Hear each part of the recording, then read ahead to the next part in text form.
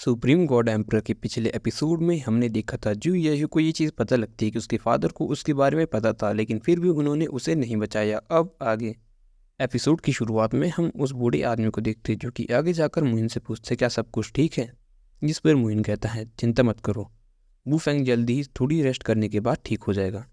जिसके बाद मुइन पूछने लगता है उनसे कि आपके आगे का क्या प्लान है, और अगर आपके पास आगे का कोई प्लान नहीं है तो आप लुलन आइसलैंड जा सकते हो और वहाँ पर थोड़ी देर चाय पी सकते हो, वहाँ पर रेस्ट कर सकते हो।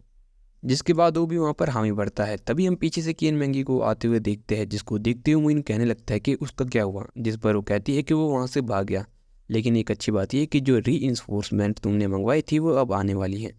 जिसके बाद जू याहू भी वहाँ पर पूछने लगता है कि तुम इतने ज़्यादा लोगों को कहाँ से इकट्ठा करोगे, जिस पर मुइन कहने लगता है शोंको माउंटेन के लिए मेरी नफरत बहुत ही ज़्यादा है और तुम उसका अंदाज़ा भी नहीं लगा सकते कि इस लेवल पर है। अगर तुम मुझे छोड़ना चाहते हो तो तुम जा सकते हो, लेकिन अगर तुम मुझे फॉलो करना चाहते हो तो आज से तुम्हारा घर भी लोहुन आइसलैंड होगा। वैसे भी शोंगकुंग माउंटेन को तो मैं ख़त्म करके ही रहूँगा। जिसके बाद वहाँ पर वो बूढ़ा पर्सन भी कहने लगता है ये धरती, ये आकाश, ये बहुत बड़ा है, लेकिन ऐसी कोई भी जगह नहीं है जहाँ पर हम शोंगकुंग माउंटेन से बच सकते हैं। हम वैसे भी आपके साथ आएंगे, जब तक हम जिंदा है आपके साथ ही रहेंगे। जिस पर मुइन कहता है ठीक है, तो अब से हम अपने घर चलेंगे, अब से लोसन आइसलैंड ही हमारा घर है। आज से जब तक हम शोंगकुंग माउंटेन को ख़त्म नहीं कर देते हमारा सपना ख़त्म नहीं होगा। और आज से हम अपने अलायंस का नाम रखेंगे ब्लड अलायंस, क्योंकि थ्रोन का रास्ता बहुत सारे खून से होते हुए जाने वाला है। उसके बाद हमें कुछ समय बाद का सीन दिखाया जाता है, हमें ब्लड अलायंस दिखाया जाता है जहाँ पर एक थ्रोन पर मुइन बैठता है और कहता है ये है हमारा ब्लड अलायंस, आज से हमारा हेडक्वार्टर यही होगा। जिस पर वहाँ पर वो बूढ़ा आदमी भी कहने लगता है लोजन आइसलैंड नाम थोड़ा सा सैड लगता है, लेकिन ये जगह सच में बेहतरीन है। हालांकि यहाँ पर लोग थोड़े से कम हैं, लेकिन वो चीज़ स्लोली डेवलप हो ही जाएगी। जिस पर जी हाई भी मुयुन से पूछने लगता है क्या तुम ब्लड डेमन यहाँ पर बनाने वाले हो ताकि तुम हेक्सन माउंटेन से लड़ सको, और क्या तुम्हें ये चीज़ पता नहीं है शोंगकुंग माउंटेन कितना ज़्यादा ताकतवर है। जिस पर मुयुन उससे कहता है ऑफकोर्स मैं ये चीज़ जानता हूँ, लेकिन ये मत भूलो कि मेरे पास कुछ बचाने के लिए भी है। ये बात सुनकर जू याई भी कहने लगता है हाँ, मैं ये चीज़ कैसे कर सकता हूँ। दशकों तक मैं वहाँ पर शोंगकुंग माउंटेन की वजह से बंदी बन कर रहा था, जिस वजह से मेरे दिल पर एक डर घर कर गया था। मेरी फैमिली ने भी मुझे छोड़ दिया और किसी के सामने अपने घुटनों के बल बैठना ये बिल्कुल भी नहीं होगा। अब हम मार्शल आर्ट सीखेंगे और उनको हरा के रहेंगे।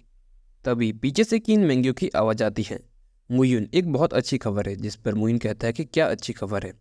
जिस पर किन मैंगियो उसे बताती है यूटेंसिल गेट और टिएंडल सेक्ट, जो कि सिंगल डिवाइस कंपटीशन वहाँ पर हर 10 सालों में होता है, वो शुरू हो चुका है। जिस पर वो बूढ़ा आदमी भी कुछ सोचता है और कहने लगता है ये बहुत पुराना ट्रेडिशन है। इसमें 2 मेजर सेक्ट जिनमें है यूटेंसिल सेक्ट और टिएंडल सेक्ट।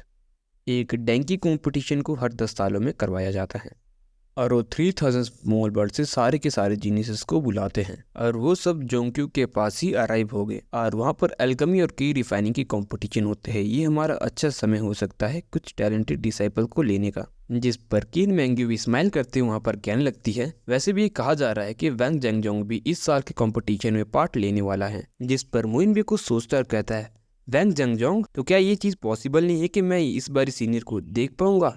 और वो बहुत ज़्यादा एक्साइटेड हो जाता है और ये देखकर किन मैंग्यू भी कहने लगती है ये चीज़ तो मुझे पता ही थी कि इस रीजन के लिए तो तुम इसको जरूर अटेंड करोगे। जिस पर मुइन भी वहाँ पर शर्माने लगता है। जिस पर जू याई भी कहने लगता है 3 मेजर फोर्सेस एक साथ हाथ मिला रही है तो वहाँ पर कुछ बड़ा रिवॉर्ड तो होना ही चाहिए, क्या वहाँ पे कोई रिवॉर्ड है। जिस पर किन मैंग्यू कहती है जरूर एक रिवॉर्ड तो होगा ही ना। जो टिएंडन सेक्ट रिवॉर्ड दे रहा है वो एक एलिक्सर है जो कि सरपास करती है बेस्ट होली एलिक्सर को भी।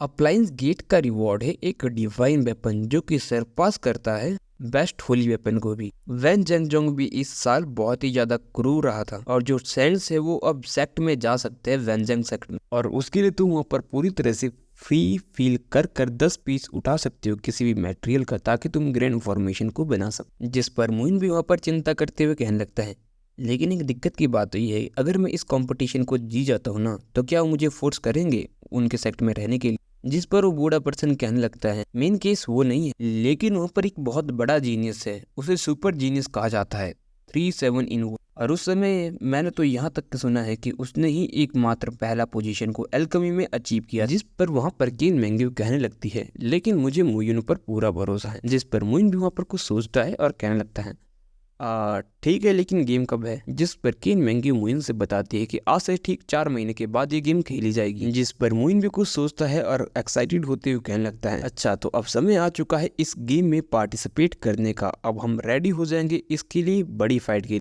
लेकिन उसके डिसाइपल को तो ये सुनकर आंखों से रोना आ रहा था और वो कहता है, मालिक, अब मेरा मतलब मास्टर, क्या ये बुरा नहीं होगा कि हम इतने लो लेवल के कंपटीशन में पार्ट लेंगे? ये तो बहुत ही ज्यादा बोरिंग है। और ये सुनकर वहाँ पर केन मैंगी के साथ साथ उन दोनों पर्सन की भी हवा टाइट हो जाती है, क्योंकि उनके अनुसार तो 3000 स्मॉल वर्ल्ड का सबसे स्ट्रॉन्ग कंपटीशन है, जिस पर वो बूढ़ा आदमी कहता भी है सबसे लोएस्ट कंपटीशन, लेकिन ये तो 3000 स्मॉल वर्ल्ड का सबसे फेमस और स्पेक्टुलर कंपटीशन है जिस पर सभी की नजर रहती है। और इन महाशय को ये सबसे लोएस्ट लेवल का कंपटीशन लग रहा है, जिस पर जू याही भी कहने लगता है, ओह अब मुझे फाइनली समझ आ गया, ना ही तो मास्टर ठीक है और ना ही इसका डिसाइबल ठीक।